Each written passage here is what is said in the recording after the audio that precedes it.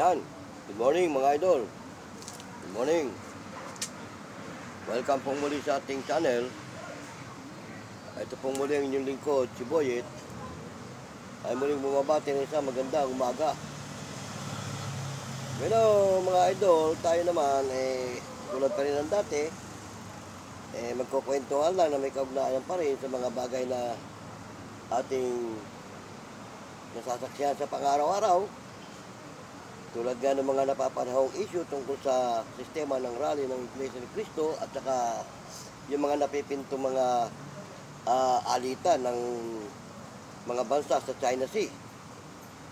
Kung ating mapapanood mga idol, yung mga nangyayari at pag-uukulan natin ng pansin, talagang tayo ay mahihintakutan sa mga nangyayari, lalo na yung napipintong digmaan. Pero mga idol, hindi natin alam kung ano talaga ang mga magaganap sa taong ito. At marami nga ang nagsasabi na itong taong ito ay dilubyo ang sasapitin ng ating bansa, hindi lang dito sa atin at maging sa ibang bansa. Dahil ang taong ito sabi nila, dilubyo nga daw ang kalalabasan at ang kahihinatnan. Pero siyempre tayo naman mga idol na mga humahangad ng kapayapaan, tulad ng mga INC na yan na kaya sila magrarally para sa kapayapaan. Ang bawat isa sa atin sa individual naman ay may hinahangad tayo na pansarili nating kaginhawahan. Kaya mga idol, ang topic ng ating papaksyahin sa pagkakataong ito, may kaugnayan to sa negosyo. Oo. Alam niyo ba mga idol na kung pupokus lang tayo sa mga nangyayari sa araw-araw na ating mga nasasaksihan at napapanood sa iba't ibang mga YouTube, sa iba't ibang mga social media, walang mangyayari sa ating sariling buhay at pamumuhay. Kaya ngayon, ang paksa ng ating tatalakayin, may kaugnayan nito sa negosyo o sa pagkakakitaan. Marami kasi mga idol din ang nagtatanong sa atin, dahil alam nila, miyembro ako ng Uno Online Business. Ang nagtanong sa atin mga idol, doon sa napanood nilang video ko, paano daw kikita sa ganyang klase ng negosyo. Lalo yung isa ko nakausap, meron naman daw sa negosyo, traditional.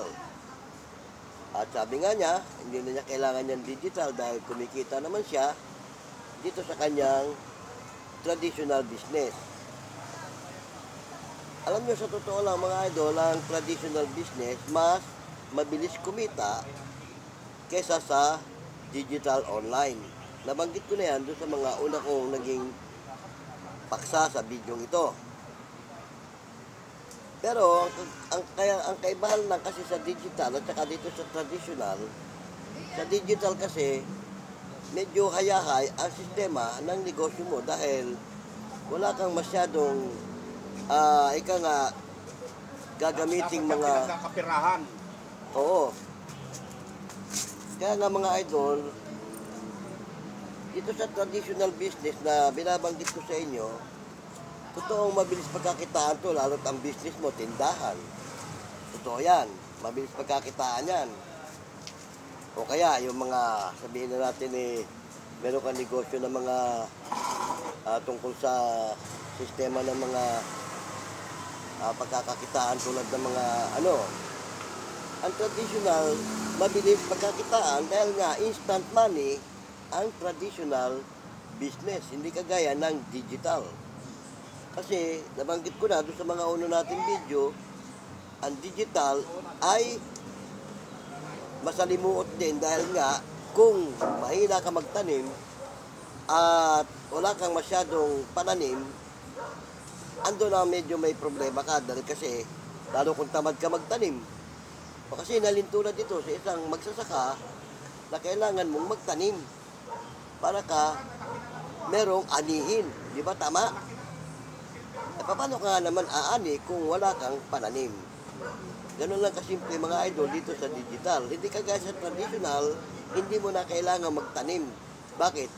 Nariyan na yung pananim mo eh. Aanihin mo na lang. O instant money nga ang traditional.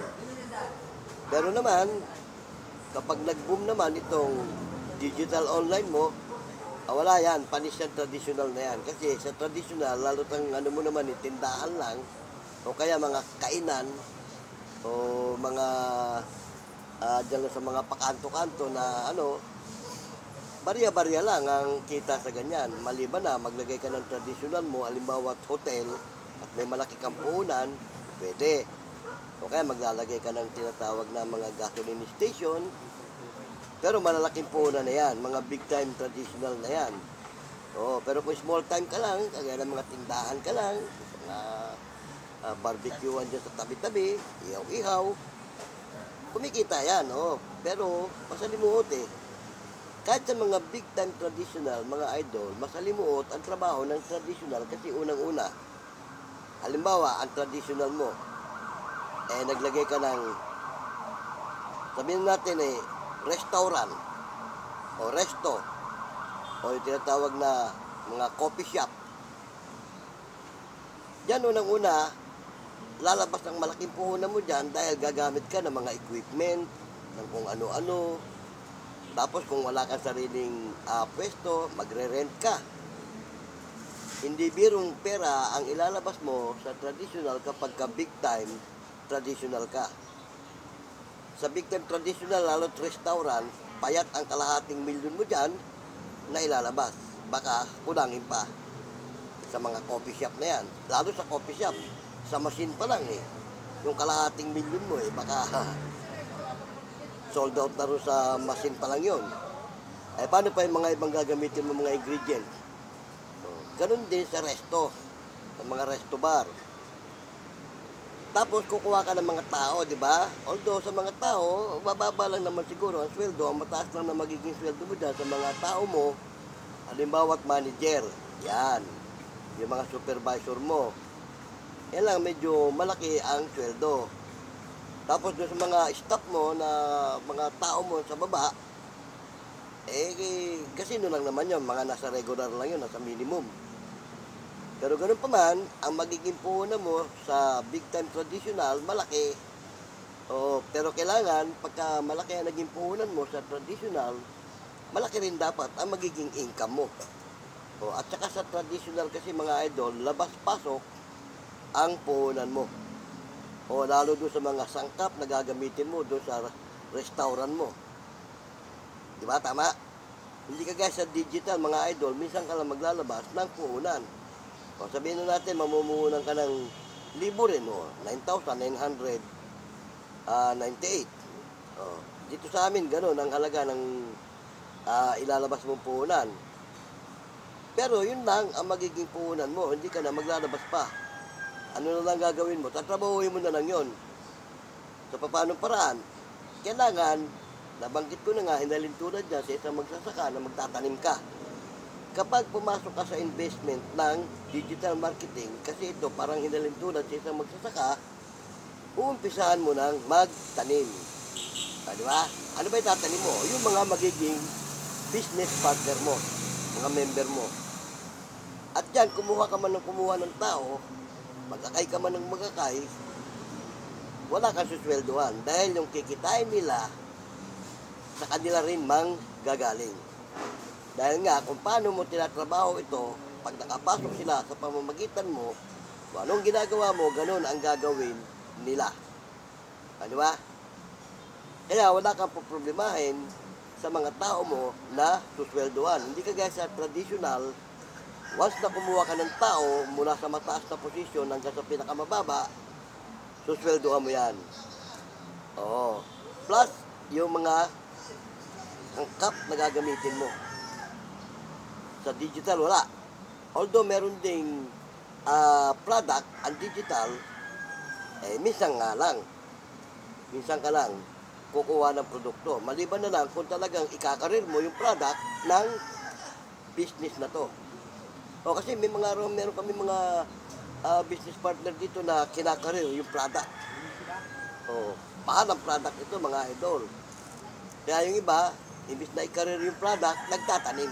Kung ayaw mo magtanim, i-career mo yung product. Oh, para ka na rin nasa traditional dahil meron kang product na i-deal. Ang kaibahan lang, hindi mo sila i-deal na kagaya na ibibenta-benta mo, hindi. Ipopost mo lang din yan sa Facebook o sa mga account mo o sa mga ano mo, social media. Pero kung ayaw mong i-career kasi pag ikinareer mo ang product, kuha ka ng product mamumunan ka doon sa product na yon. Hindi kagaya nung magtatanim ka, wala ka nang ilalabas na puhunan. O, ang magiging puhunan mo roon, yung pagtatanim mo. O, ilan ba ang dapat mong may tanim? Dito, pag nakapasok ka, ang una mong magiging pananim, ano hinihingi ng company para kahit pa paano meron ka nang kitain. 4 lang. 4 na miyembro lang. Pero kung mahihigitan mo yung 4, mga idol, mas more better. Bakit? Doon sa 4, meron ka ng pananim may aanihin ka na ron. Kung higit pa sa 4, o di mas malaki. Kaya nga dito pasipag ganito, mientras malakas ka magtanim, masipag ka magtanim, malaki ang aanihin mo pagdating ng time na pag-aani. Kasi dito, kailangan lang sipag at tiyaga. Sabi nga, pag walang tiyaga, walang nilaga, di ba? Kaya dito, pag nakapasok ka, halimbawa itong gusto mong maging business, traditional, kailangan mo tiyaga. Ganun lang kasimple mga idol. Pero mas gusto kasi ng iba yung traditional. Oo, kasi nga instant money ang traditional Halimbawa nga, sinampol ko na. Kung may puhunan ka rin lang malaki-laki, maglagay ka ng restaurant. 99.9 talagang papasukin ng tao yan. Kainan yan Oo. Kaya mga coffee bar na yan. Coffee shop. Papasukin yan. Lalo yung mga big time na tao rin na mahilig sa ganyan. Instant money ang traditional. Pero yan, nabanggit ko na doon sa una kong video, pyramiding din yan, traditional na yan. At yan sa traditional pyramiding na yan, ang kikita lang dyan yung pinaka-upline o yung may-ari. Hindi kagaya dito, mula sa upline mo hanggang sa'yo, hanggang sa downline mo, lahat kayo, pag masipag, kikita. Di ba? Sa traditional, yung mga downline mo na yan, nakapirmis yan kung magkano pasweldo mo. At ang malaking kikitain lang dyan, yung pinaka-manager mo. Tsaka yung supervisor mo. Di ba? Tama? Yung mga leadman mo dyan, kung meron kang leadman. Pero doon sa mga staff mo, naka-permission. Hindi kaya sa digital, mula sa'yo, hanggang sa downline mo, kapag masipag sila kung paano kang kumikita, ganun din ang kikitain nila. At ang kagandahan dyan, wala kang ilalabas na pera para ipasweldo sa kanila. Hindi kagaya sa digital, sa traditional, labas-pasok ang puhunan. Di ba? Tama? Ngayon, kung ikaw papipiliin, anong gusto mo? Digital o yung traditional? Di ba? Pero kung ako, idol, mas gusto ko ang digital kasi kahit matagal kang kumita, kumbaga sa digital kasi, yung pera mo naiipon.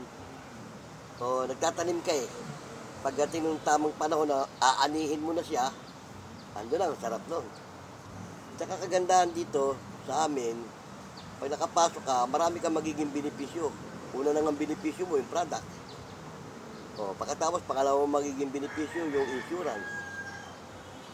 Pangatlo mo magiging benepisyo rito, yung travel incentive. Pagkatapos, magkakaroon ka ng online account na doon papasok yung kikitain mo. Magkakaroon ka rin dito ng website, online website. Kung sa online website, 24/7, nakikita mo yung sistema ng negosyo mo ron. Yan, maraming benepisyo rito. Pagkatapos, pagdating na ng panahon ng tag-alani, yung tinatawag na time freedom. Doon sa time freedom, ani ka na lang ng ani doon. Pero kung masipag ka, habang umaani ka, patuloy kang magtanim. Di ba? Kaya nga, habang nagtatanim ka, panay ang ani mo, yun ang kasarapan. Di ba? Pero lang, ito nga, may babala din dito sa ganitong traditional, sa ganitong digital, alam nyo kung bakit. Kapag balatuba ka, yun ang problema. Sa digital marketing, kapag balatuba ka, yun ang problema mo. Oo, ikaw ang ulo eh, ng marketing mo. Yan nga, sabi nga, pag balatuba ka, ang mga tao mo nakuha, kapwa mo balatuba, andun ang problema. Baka yung negosyo nyo, mula sa'yo hanggang doon sa mga tao mo, sa kangkungan damputin. Hindi ka gaya sa traditional, ikaw ang ulo, kahit balatuba ka at may mga tao ka na, kumikita ka. Kaya nga sa traditional, ang pinapayaman lang yung ulo eh, yung upline. Oo. Hindi ka gaya sa digital, mula sa upline mo hanggang sa'yo, kung masipag ka, yayaman ka. Dahil yung kikitain mo, although may percentage yung upline mo sa'yo, pero mas malaki ang mapupunta sa'yo dahil tao mo yan eh. Ikaw ang tumatrabaho eh. Percentage lang siya. Ganon din naman, yung mga tao mo, meron ka rin percentage doon sa mga magiging downline mo habang tumatrabaho sila. Kaya nga, aangat yung upline mo, aangat ka, aangat din yung mga downline mo. Sa pamamagitan din ng kanilang mga downline. Ganon yan. At saka kasi nga, ito nga duplication, nabanggit ko na to sa mga una kong video. Ang digital marketing duplication. Kung paano kumakayod at kumikita yung upline mo, magiging duplicate ka niya dahil kung anong ginagawa niya, yun ang gagawin mo. At kung ano naman ang ginagawa mo, yun ang gagawin ng mga downline mo. Kaya nga, duplication. Salin-salin. Ano ba, tama? At ang kagandahan lang dito, hindi ka mapipressure, hindi ka pupwersahin ng upline mo, trabahuin mo yan. Nasa sa'yo, kasi parang pakyawan ko eh. Pag hindi ka kumilos, wala kang kikitain. Di ba? Kailangan kumilos ka, trabahuin mo. Ganon din naman yung mga downline mo. Kaya nga nabanggit ko nga, kung balatuba ka, at balatuba din yung mga nakuha mo, ano mangyayari? Kikita o hindi? Dito walang bankrupt. Alam mo kung bakit? Kasi yung inilabas mong puhunan dito, wala nang idadagdag dun eh. Ang pinaka-bankrupt mo nga lang dito pag hindi mo tinrabaho. Oo. Kagandahan lang dito kasi, kung may trabaho ka, tapos nag-sideline ka rito, kaya nga sabi nga, habang may trabaho ka, sabayan mo na ng negosyo. Oo. Habang nagtatrabaho ka, diba, meron kang trabaho na ordinaryo, kung ano man ang trabaho mo. Tapos pumasok ka rito, sabayan mo ng negosyo. Habang tinatrabaho mo yung trabaho mo, sinasideline mo to, tinatrabaho mo rin to. Di ba? At ang kagandahan yan, habang may trabaho ka, may negosyo ka, matanggal ka man sa trabaho mo o magretiro ka man, meron ka pa rin source of income. Dito mga idol, meron kaming mga miyembro na dating mga government worker yung iba.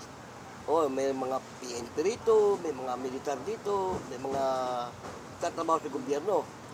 Habang tatrabaho sila, tinatrabaho nila to. At yung iba nga na mga kakilala ko na nagretiro na, may pension na sila, doon sa trabaho nila, may income pa sila dito. Di ba? Tama? At yung iba naman, na natanggal sa trabaho dahil nagsara yung pabrika o yung pinapasukan, pinul time na nila to. Yung iba nga, kahit hindi pa natatanggal sa trabaho, hindi pa nagre-retiro, binu-full time na to. Nung makaranas, umingkam ng malaki, sila na mismo nag-resign. Na pinapasukan nila, pinul time na nila to. Pero itong inyong lingkod mga idol, hindi ko pa ito pinufull time dahil kasi nga, kumbaga, mabagal ako magtanim. Sina-sideline ko lang ito. Hindi ko pa siya talagang siniseryoso na anuhin ko yung mga pananim ko. Pero may mga pananim na rin ako kahit papano. At yung mga pananim ko, kaya nga sabi ko sa iyo dito, kung malakas kumita yung upline at masipag yung downline, baka talunin ka ng downline mo. Tulad ako, talo pa ako ng downline ko. Malakas kumita yung downline ko eh. Masipag sila eh. Ganon dito. Although may percentage ako sa kanila, pero mas kumikita sila. Kasi sino ba lang naman magiging percentage mo sa mga downline mo, di ba? Although kumikita ka rin. Pero mas malaki ang kikitain nila. May mga top earner nga nila eh. Naging top earner nga yung mga ibang downline ko. Ako hindi pa eh.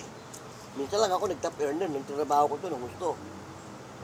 Ganon dito mga idol, pag masipag ka, malaki income mo.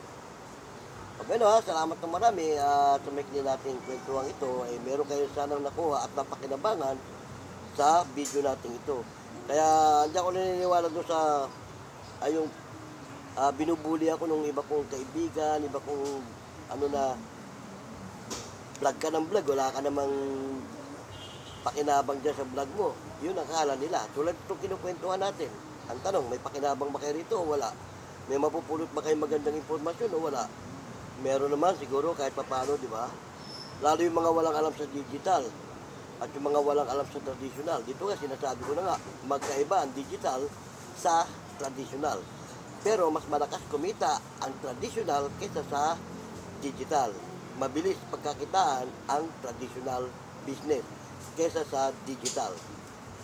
Pero kapag masipag ka sa digital at nag-boom ka, tatalunin yung traditional. Di ba? Yung upline namin, yung grand upline namin, si Upline Ray,